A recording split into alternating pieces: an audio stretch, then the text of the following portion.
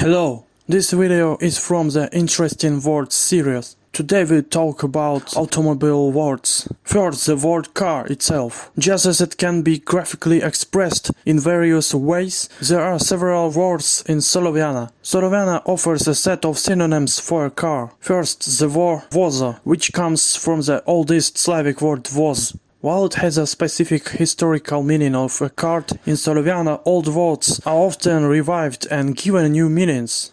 The word form can also change for the sake of melody. As in oldest Slavic and Japanese, a syllable must end with a vowel, so in Sloviana the word vozo, which translates as car, ends with vowel o.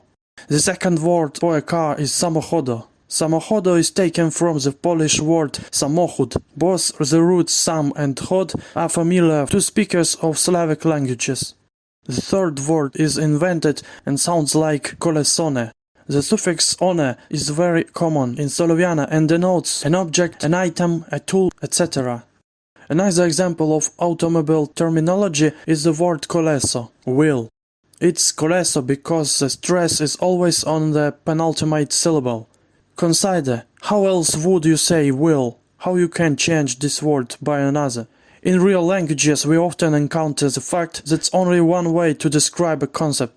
As an example of a synonym for the word will, there's the word protopone.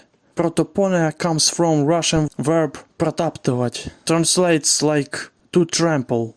So there are already at least two words for this concept. And finally the word headlight or headlamp. Since Sloviana avoids direct borrowings, this concept can be expressed with at least two invented words. The first is premekvetone.